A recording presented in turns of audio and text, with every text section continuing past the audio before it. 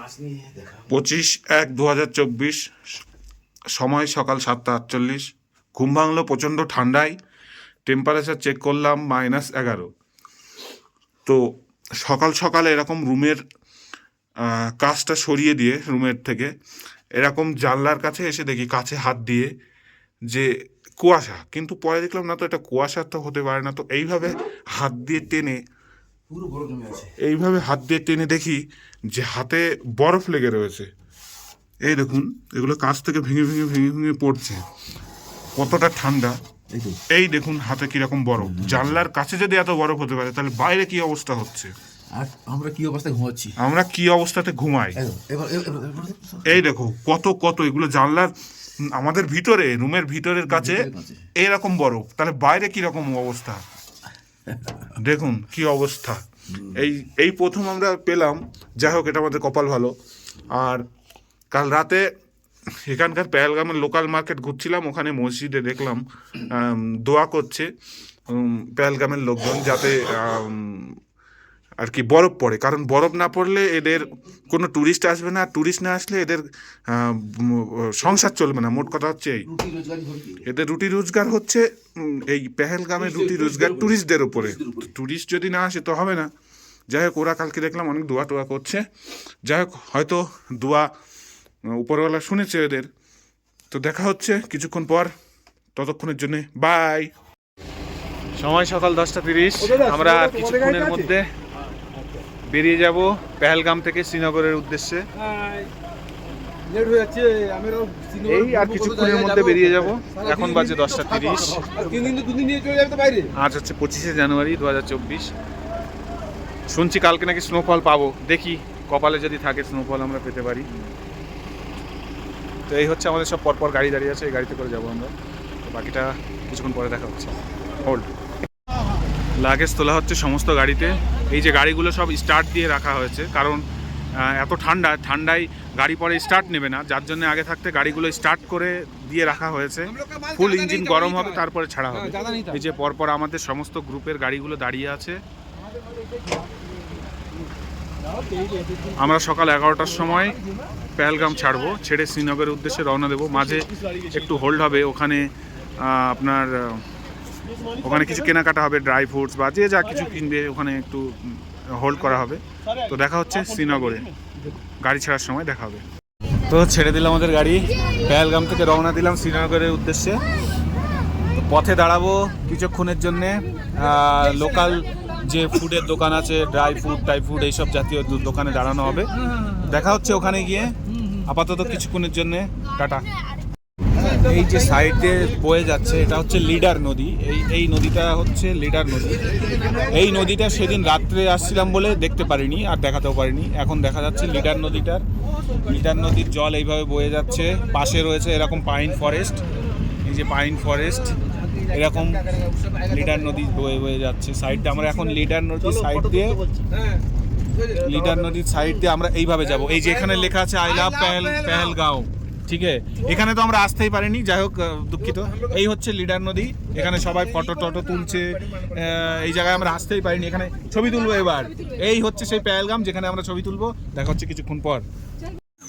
এই হচ্ছে লিডার নদী, এই যে সামনে লিডার নদী, এখানে কিছু বরফ জমে আছে। এই হচ্ছে সামনেরটার দৃশ্যটা। সামনে ওখানে লেখা আছে আই লাভ পেহেলগাম, ওখানে গিয়ে কিছু ফটো সেশন করব এবং এই লিডার নদীর পাশে গিয়ে কিছু ছবি তুলব। দেখা হচ্ছে কিছুক্ষণ পর, টাটা। আমি যেখানে আই লাভ পেহেলগাম লেখা রয়েছে অনেকক্ষণ ধরে ট্রাই করছিলাম সেখানে দাঁড়িয়ে একটু ভাব মারবো, পোজ মারবো, কিন্তু বিরক্ত হয়ে সরে গেলাম। এই যে ভদ্র মহিলা এবং যেই হোক ওনার সঙ্গে, এনারা অনেকক্ষণ ধরে ছবি তুলছেন, এত ছবি তুলছেন। আমি দাঁড়িয়ে দাঁড়িয়ে ভাবছিলাম যে এত ছবি তুলে কোথায় ভর্তি করবে। মাঝে একটু হেঁটে হেঁটে ক্যামেরা বন্দি করার চেষ্টা করলাম। যে ভদ্রলোকের কাছে মোবাইলটা দিয়েছিলাম ভিডিও করতে, তিনি ভদ্রলোক শুধু ভিডিওই করছেন। বললাম ফটো তুলতে, কিন্তু ফটো তুলছেন না। তবে এইভাবেই এর মধ্যে দিয়েই একটু পোজ মেরে নিলাম সেই সুন্দর লিডার নদীর। পেহেলগাম যেখানে লেখা আছে এরকম আই লাভ পেহেলগাম, এখানে একটু ফটো সেশন করেছি। তো এই যে সাইডে রয়েছে লিডার নদী এবং পাইন ফরেস্ট, অনেক কিছু আছে। এখানে কিছুক্ষণ দাঁড়িয়েছি, সময় কাটাচ্ছি। এখানে আমাদের এক সাজিদ ভাই আছেন, আর এখানে ওই যে আমাদের বস যে খান। তো দেখা হচ্ছে কিছুক্ষণ পর। এই হচ্ছে সেই লিডার নদী। এই যে পানি, জল খুব সুন্দর করে বয়ে বয়ে যাচ্ছে। তো কাছে যাচ্ছি, ওখানে একটু ফটো সেশন করব। মোবাইলে চার্জও একটু কম আছে, যাই হোক এখনও আমাদের অনেকটা ঘুরতে হবে। ডাল লেক এসব ভিডিও করতে হবে, যাই হোক অল্প অল্প করে সব করতে হবে, না হলে চার্জ দিতে সমস্যা হবে। এই হচ্ছে সেই লিডার নদী, কাছের থেকে দেখাই। এই হচ্ছে লিডার নদী, এইরকমভাবে বয়ে যাচ্ছে, সবাই ফটো সেশন করছে। সামনে পাইন ফরেস্ট, এই লিডার নদী। দেখা হচ্ছে কিছুক্ষণ পর। চলে এসেছি এই পেহেলগাম, আই লাভ পেহেলগামের লেখার সামনে। এখানে একটা কেওয়া, কাশ্মীরি কেওয়া, যেটা আমরা চা অথবা কফির মতো খাই, এটা এখানে কাশ্মীরি কেওয়া বলে। এই দোকানে চলে এসেছি। তো এখানে এই ভাইয়া কেওয়া বানাচ্ছে, আমরা কেওয়া খাবো। 30 টাকা করে নিচ্ছে এখানে। তো টেস্ট করে দেখবো। শুনেছি কেওয়া খেলে শরীর প্রচণ্ড গরম হয়ে যায়, যে এই ঠান্ডার মধ্যে ভালো লাগে। তো এখান থেকে নেব, নিয়ে খাবো, খেয়ে টেস্ট করে বলবো কেমন লাগছে। ঠিক আছে, ততক্ষণের জন্য হোল্ড। চলে এসেছি এই ড্রাই ফ্রুটের দোকানে। এখান থেকে 500 ড্রাই ফ্রুট নেব। অনেক ধরনের ফল আছে, জানি না কি নাম বলছে, তবে নেব, নিয়ে বাড়িতে গিয়ে টেস্ট করব। কারণ এই ফল এখানেই পাওয়া যায়, অন্য কোথাও পাওয়া যায় না, কাশ্মীরেরই ফল। তো যার জন্য এখান থেকে নেব, নিয়ে বাড়িতে গিয়ে তারপরে দেখা হচ্ছে কিছুক্ষণ পর। চলে এসেছি, এই হচ্ছে অ্যাপেল বাগান। এরকম সাইডে অনেকটা জুড়ে অ্যাপেল বাগান আছে। এই যে সামনে দেখা যাচ্ছে অ্যাপেল বাগান, এই হচ্ছে অ্যাপেল বাগান। অ্যাপেল এখানে নেই আসলে, ব্যাপার হচ্ছে জানুয়ারি ফেব্রুয়ারি মার্চ, এই 3 মাস গাছ এরকমই থাকে। মার্চ মাসের পর থেকে গাছের সামান্য পাতা ধরে। ওই মোটামুটি মে জুন মাসের পর থেকে এখানে আপেল হয়, এবং সেই আপেল আস্তে আস্তে গাছে ধরে। এখন গাছ শুকনো আছে। আর এরকম সাইডে কিছু দোকান আছে যারা অ্যাপেলের জুস বিক্রি করছে, এরকম সামনে দেখাচ্ছে অ্যাপেলের জুস বিক্রি করছে। তো ভেতরে গিয়ে দেখি, গাছটা একটু সামান্য কাছের থেকে দেখবো। দেখা হচ্ছে গাছের কাছে। চলে এসেছি ব্যাট ফ্যাক্টরিতে। এই যে উপরে দেখা যাচ্ছে, এগুলো হচ্ছে সব ব্যাট, মানে কাঠগুলো আলাদা আলাদাভাবে রাখা হয়েছে। এগুলো ছিলে ভালো করে পরিষ্কার করে ব্যাট বানানো হবে। এইদিকে রাস্তার এই সাইডেও আছে, এই যে এখানে আছে, এই যে এখানে আছে, ওই যে দেখা যাচ্ছে, ওইগুলো হচ্ছে ব্যাট ফ্যাক্টরি। এই যে এখানেও আছে, এরকম 4 সাইডে আছে। ভিতরে গিয়ে দেখবো ব্যাট ফ্যাক্টরি, ব্যাট কেমন হয়ে বানায় দেখবো।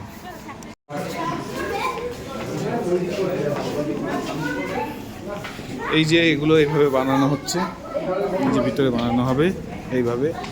এই হচ্ছে ব্যাট ফ্যাক্টরি।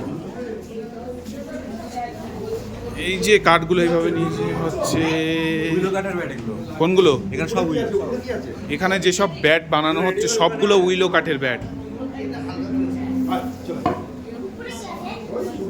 উপরে কি আছে? তৈরি করছে, উপরে যাও, উপরে আরো ভালো হবে। চলো চলো চলো, আসো। এই হচ্ছে শোরুম, এখানে এইভাবে ব্যাট আছে পর পর পর পর পর পর পর।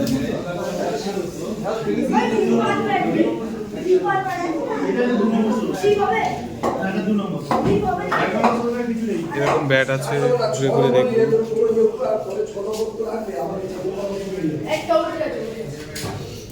এগুলো রেডি করে নিয়ে ফিনিশিং করে রং টং করে টোটাল রেডি করা হয়েছে।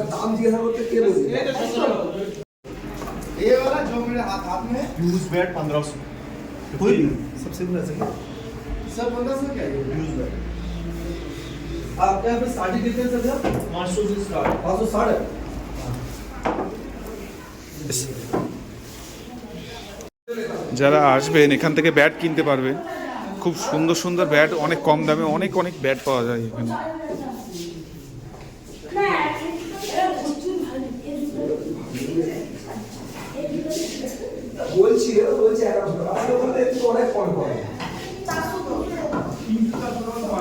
সামনে ব্যাটের কারখানা, ভিতরে কেমন ভাবে ব্যাট বানায় একটুখানি দেখাচ্ছি।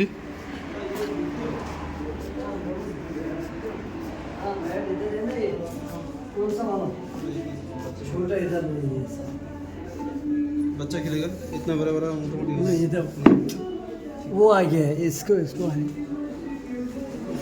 এই হচ্ছে ভিতরটা যেখানে ব্যাটটা বানানো হয়।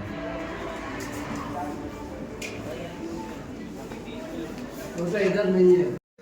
এই হচ্ছে উইলো কাঠ। এই উইলো কাঠের এই হচ্ছে এখানে এখানে এই যে ব্যাট তৈরি হচ্ছে, এখান থেকে ব্যাট ভালোভাবে তৈরি করে এখান থেকে নিয়ে যাওয়া হয়। এই যে সব উইলো কাঠ, এখান থেকে এই যে এইভাবে কাঠগুলো এইভাবে বানানো হয়।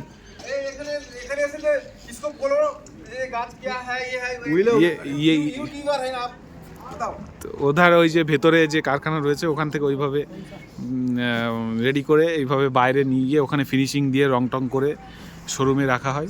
এই হচ্ছে উইলো কাঠ। উপরে আছে এইভাবে কাঠ, এই যে এইভাবে এখান থেকে এখানে কম দাম হওয়ার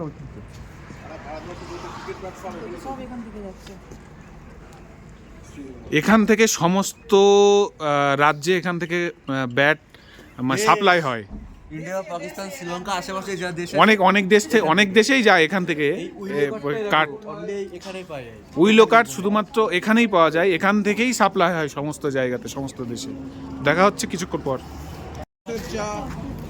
এই যে পাশাপাশি অনেক কেসারের দোকান আছে, প্রচুর দোকান আছে। তো এখানে ভিতরে ঢুকবো, কিছু কেসার দেখবো কোনটা কেমন দাম। ততক্ষণে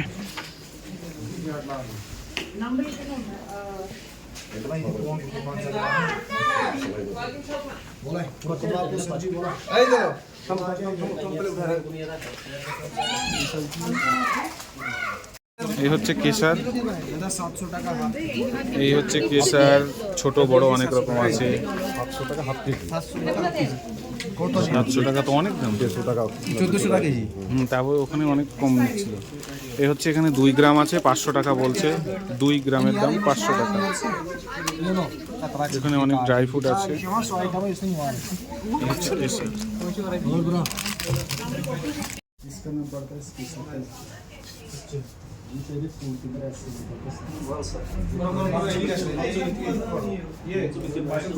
हाँ हाँ जय जय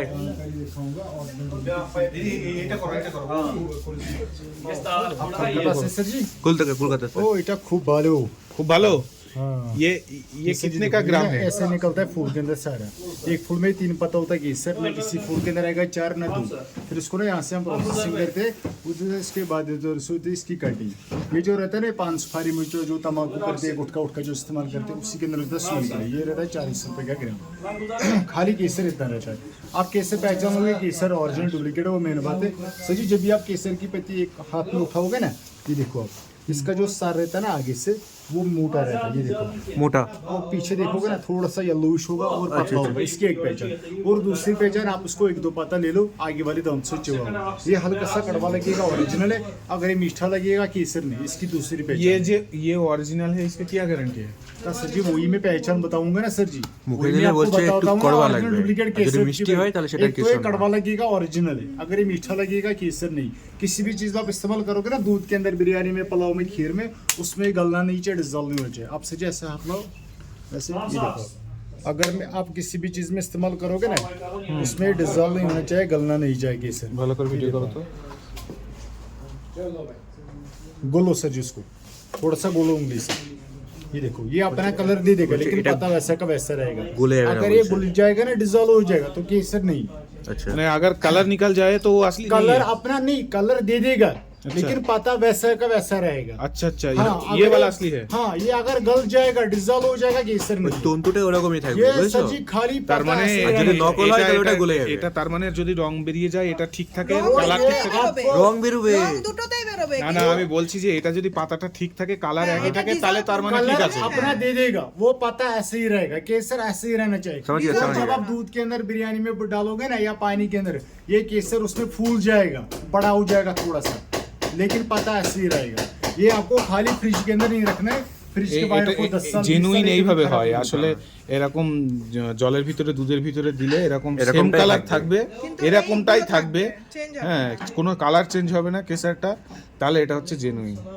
ये कितने ग्राम का है? केसर जी 250 रुपए का रहता है ग्राम। 250 रुपए का। 250 का ग्राम सर। একই বাট না, কম কেউ বলবে না। 50 টাকার জ্ঞানটা তো দিয়েছে, হ্যাঁ, নিলে তা নিয়ে দিয়েছে। এখান দিয়ে নিয়ে নে।